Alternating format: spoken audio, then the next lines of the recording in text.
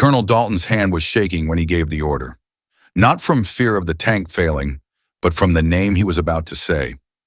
The M1 Abrams sat dead in the Mojave dust, alarms wailing, engineers yelling, millions of dollars and one man's career slipping away by the second. 2 hours until the Pentagon touchdown. No fix, no hope. Then the colonel whispered it again, quieter this time. Call the kid. Everyone froze. A kid for a top-secret military failure? But what no one knew, not the soldiers, not the engineers, not even the colonel himself, was that the boy he just summoned was tied to the very accident that had destroyed his past. And when that child stepped onto the base, the real question wasn't whether he could fix the tank. It was whether the colonel could survive what came next. The clipboard cracked in half when Dalton's hand came down on it. Not because of the engineers shouting over each other, not because of the diagnostics failing for the 5th time, but because deep down, he knew they were out of time. 2 hours to the Pentagon landing, 1 dead Abrams tank, and a room full of grown men with PhDs arguing like kids in a sandbox. It's a CPU crash. No, it's the fuel injection relay. I already reset the relay. Then override the startup sequence again. It isn't the damn startup sequence. Dalton's voice cut through the noise like a blade. Enough. Silence.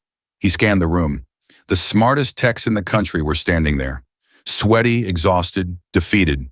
That's when Sergeant Rowley, still hunched over a panel, said it without thinking. There's that kid again, Malik. Always hanging around the fence with his toy tanks.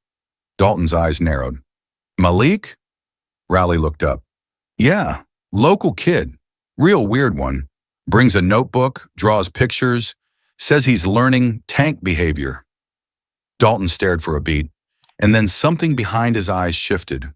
Memories he'd buried years ago, dragging themselves back into the light. He remembered the name. Malik Jenkins. Barstow. The boy who used to sit on his dad's shoulders during open field days. The boy who stopped showing up after the fire. The boy who lost everything. Right here. Dalton muttered to himself. Darius Jenkins, boy. Then louder to Rowley. Bring him in. Rowley blinked. Sir, you can't be serious. Dalton didn't look at him. We've tried everything. Let's try the one thing no one here thought of.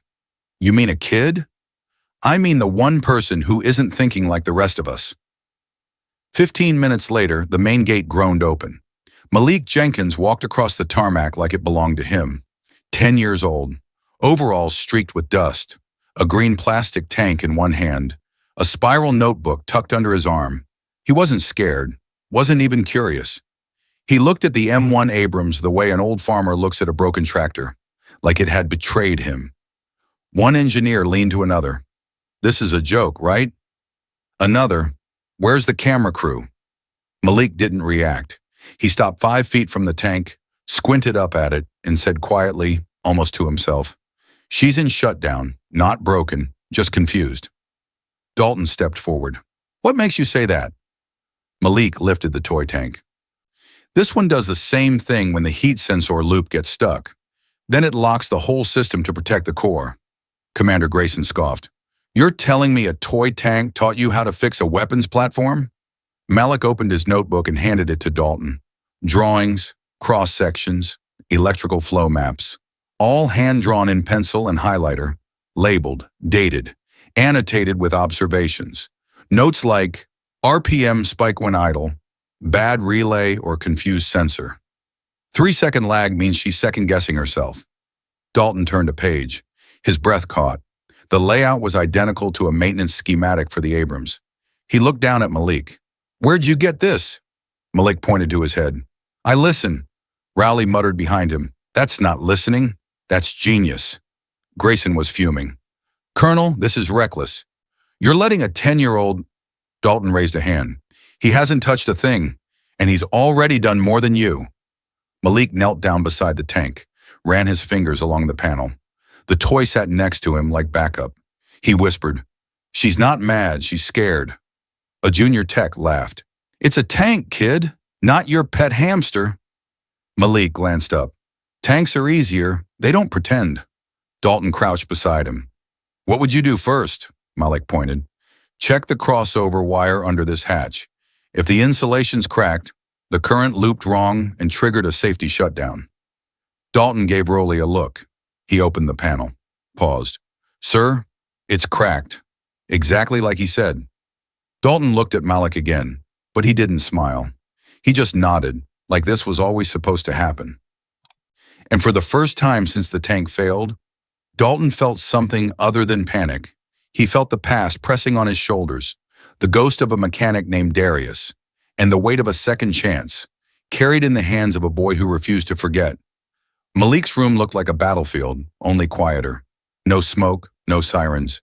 Just blueprints scrawled in crayon across cereal boxes, toy tanks lined up like sentries on a dusty dresser, and parts, so many parts, salvaged from radios, broken remotes, an old microwave no one had claimed. At the center of it all sat Malik, 10 years old, knees pulled up to his chest, pencil behind one ear, his green plastic tank held like it could still hear him breathe. This wasn't play, not for him, because for Malik Jenkins, every circuit he drew, every gear he turned, every question he asked was a conversation with someone he could never talk to again. His dad, Darius, had worked on the same base, a mechanic, not flashy, not high-ranking, but the kind of man who showed up early, stayed late, and made machines feel like they mattered.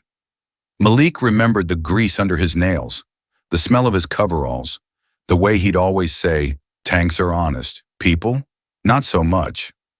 That day, the day everything changed, Malik was at school. He didn't hear the explosion. He didn't see the smoke.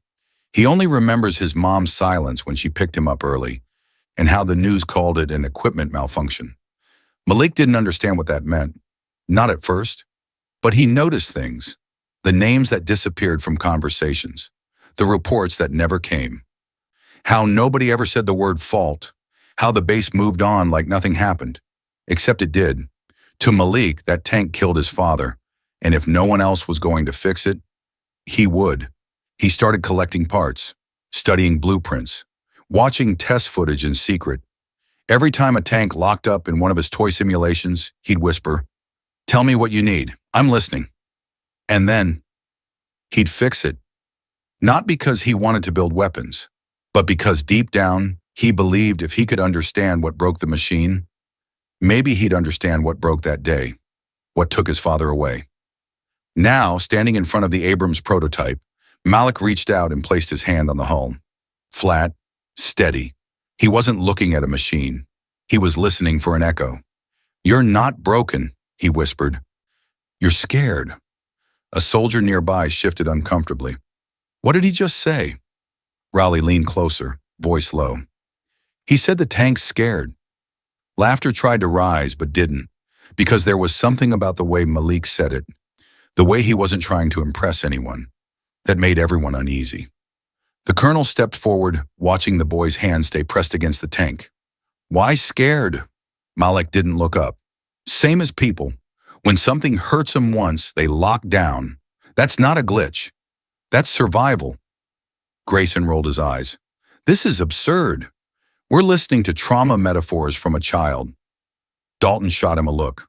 "No, we're listening to the first person here who actually understands the machine." A long pause. Just the hum of the base generators in the distance. Then Malik finally said, quietly, "My dad died trying to fix a tank that nobody wanted to admit was broken." He looked up at the colonel. "I'm not gonna let that happen again." Dalton felt his throat tighten. The boy didn't ask for access, didn't ask to be believed. He just turned back to the notebook in his hand and flipped to the next page. A schematic so detailed it could have been printed by a defense contractor. Grayson stepped back. "You're telling me this kid built that out of what? Spaghetti wires and popsicle sticks?" "No," Dalton said, voice low. "He built it out of grief." That room had held 1,000 brilliant minds over the years. But in that moment, not one of them could say a word, because they all saw it now. This wasn't some prodigy story. This was a child crawling through the wreckage of a lie and trying to rebuild the truth. And what no one realized yet was that Malik wasn't just here to fix a tank. He was here to finish what his father started. The question was, What else had the system covered up? Malik didn't ask permission. He just climbed, one foot on the tread, then the next. Smooth, deliberate, like he'd done it 1,000 times in his head. The engineers traded looks. One of them scoffed. "What is this? Bring your kid to work day." Malik didn't react. He stood on top of the Abrams and scanned the turret like he was reading a story no one else could see. "When did it shut down?" he asked. A tech blinked. "What? Was it in motion? Turning? Firing?" Dalton crossed his arms. "She froze coming out of diagnostics. Everything crashed at once." Malik nodded, then almost like it meant nothing, flipped his toy tank upside down and pointed. "Same loop. Power talks to the diagnostic core through a backline, but if that line overheats, the system panics." Another engineer muttered, "Kid, this isn't a video game." Malik crouched beside the turret. "Right here," he said, tapping a panel. "Pop this open." They hesitated. Dalton gave a nod. The panel came off. Wires everywhere. And right in the middle, fused black and melted at the edge, was the loop Malik had just called out. Nobody spoke. Malik glanced up. "You can reroute it, ground the circuit, bypass the lockout." Rowley looked to Dalton. "Worth a shot." They connected the wire. And then the engine kicked. A low rumble, then a roar. The turret shifted. The machine came alive. Dust blew off the hull. Soldiers backed away. Someone whispered, "No way!" Malik stepped down without a word. Dalton just stared at the tank like it had spoken. "How the hell?" he whispered. Grayson was stone silent, because now none of them were wondering if the kid was smart. They were wondering what else he knew, and what else he'd been waiting to show them. And the colonel, he couldn't help but wonder, did we just hand the keys to the future to a boy still grieving the past? At night, Dalton couldn't sleep. The tank was running. The base was silent. But something kept scratching at the back of his mind like a loose wire he couldn't trace. That kid, the way he moved, the way he listened, the way he knew. He sat alone in his office, one lamp burning, the rest of the room draped in shadow, pulled up the personnel records, typed Malik Jenkins. No school enrollment, no test scores, no gifted programs. Just a line of red flags no one had followed. Under Guardian, a note, Mother L. Jenkins. Works 2 jobs, no listed emergency contact. And under Father, Darius Jenkins, deceased, base incident, 2015. Dalton froze. That year, that name. He opened the old mechanic logs, classified archive, entered his clearance. Pages loaded slow, almost hesitating. There it was. Darius Jenkins, field mechanic, level 3 clearance. Killed in an equipment malfunction during a systems test. Dalton scrolled down to the internal investigation. There it was again. Power loop anomaly. Wiring flaw. Unconfirmed cause. Then, signature. Lieutenant Colonel Jack Dalton. He leaned back in his chair, throat tight. He remembered now. The pressure, the deadline. The part that didn't pass spec but got waved through anyway. They'd called it a malfunction. Buried the report, wrote it off as technical fog. And now, 10 years later, that boy had walked into this base, touched the exact same system, and fixed the same flaw. Dalton whispered, "My God, he fixed it." But it wasn't just a tank. Malik had reached back through a decade of silence and rewired the very thing that took his father's life.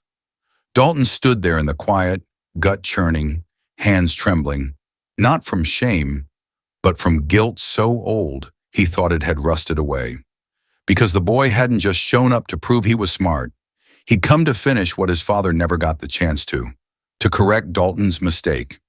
Now the colonel had a choice to make, bury the truth or face it. But before he could decide, his phone buzzed. Unknown number. One text. One sentence. "You think Malik's the only one who remembers what really happened?" And just like that, the cover-up wasn't buried. It was waking up. Dalton didn't tell anyone where he was going. He just drove. Out past the base perimeter, Past the gas stations and the flickering motel signs, down a dirt road that used to be asphalt, until the houses turned into trailers and the lights turned into porch bulbs hanging by wires. He pulled up to a rusted single-wide, roof patched with a tarp, a screen door hanging crooked. Inside, the air smelled like reheated coffee and tired hope. Malik's mother opened the door, didn't ask why he was there, just stepped aside. He's in the back, fell asleep at the table again. Dalton stepped in, looked around, toys scattered like shrapnel, blueprints taped to the fridge, a shoebox full of circuit boards and wires, and there, slumped over a worn-out table, Malik, head resting on a folded arm, fingers still curled around that same green plastic tank. Dalton's voice came low. "He always sleep like that?" His mother nodded, kept her voice even. "Only way he does. He talks to him, you know.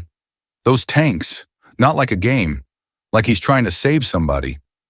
Dalton felt something catch in his throat. She leaned on the doorframe. "He don't say much about Darius, but when he's working, it's like he thinks if he gets it right, maybe his dad'll come back." The colonel stepped closer, kneeling beside the boy. "Your dad," he said quietly. "He was one of the best men I ever served with."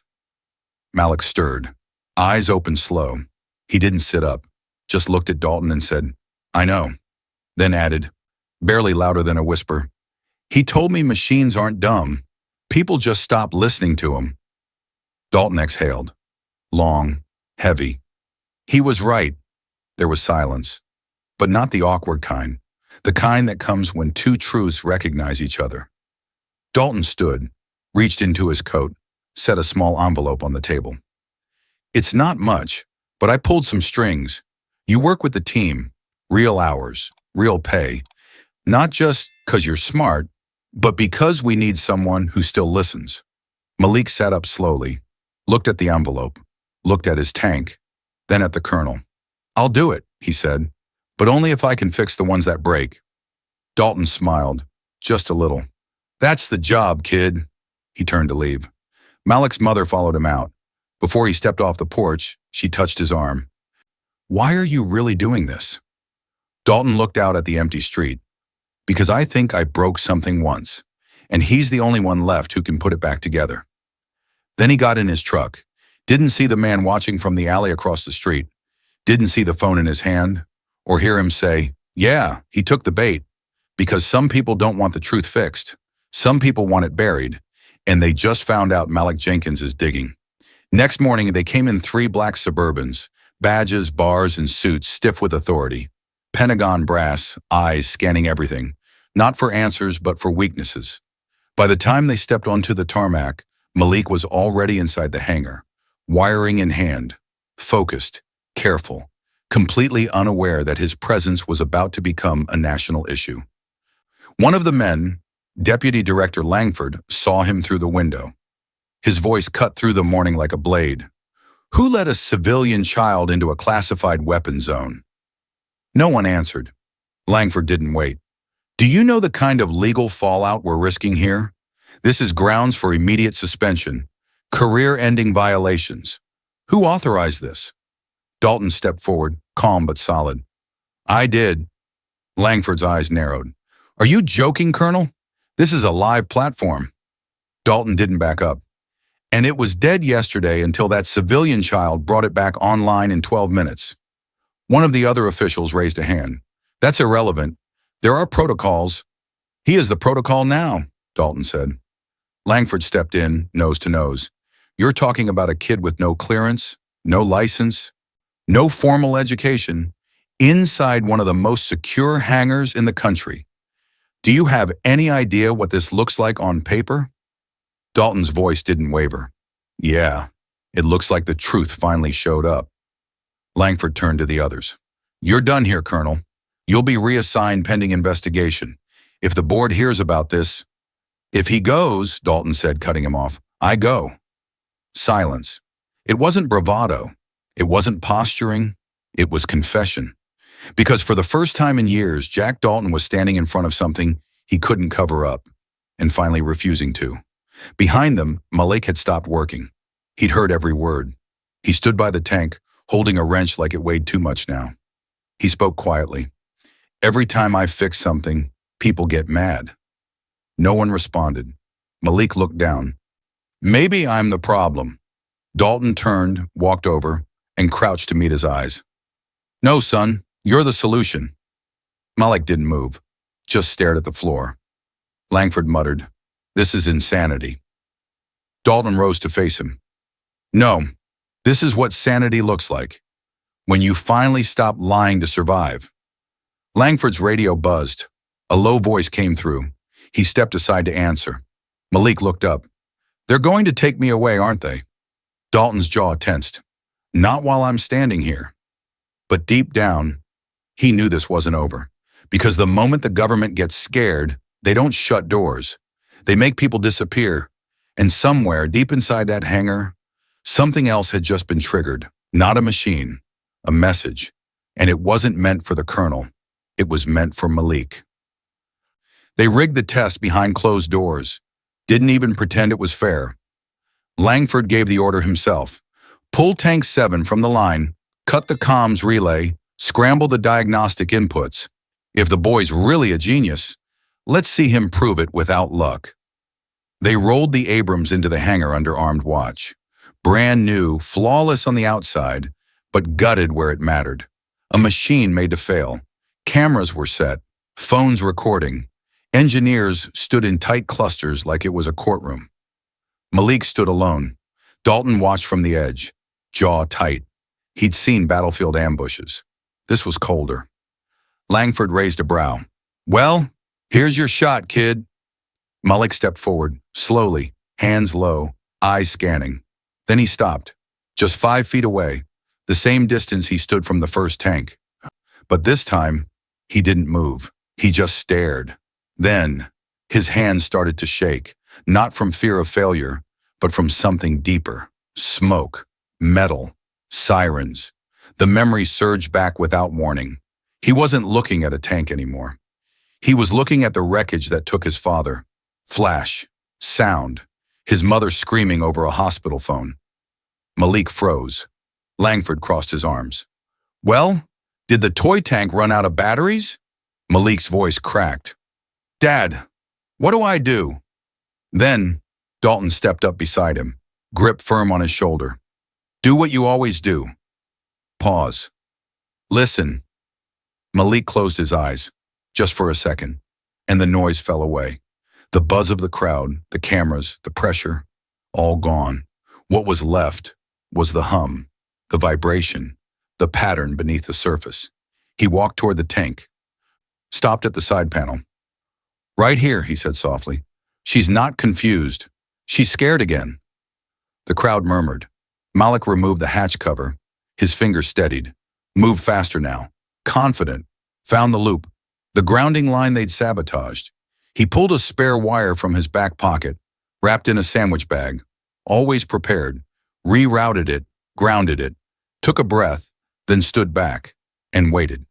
Nothing for a second. Then, the Abrams roared to life. The turret shifted. Monitors lit. The screens ran green. The room erupted. Shouts, gasps, phones flying up to record. Langford stood stone still. Color drained from his face. Dalton didn't say a word. He raised his hand and saluted. Malik turned around, didn't smile, just looked at the people who doubted him and said quietly, She just needed someone to hear her. One of the engineers whispered, We built it, but he understood it. Another leaned over, voice shaking. What if he's not just fixing machines? What if he's unlocking them? But no one heard what Langford said under his breath as he backed out of the hangar. This is bigger than we thought. And someone, far away, was already watching the footage, rewinding it, freezing frames, because Malik Jenkins just became a name that couldn't be ignored. And someone, somewhere, wanted that name erased. Malik's mother watched from behind the safety barrier, hands tight around a paper cup gone cold.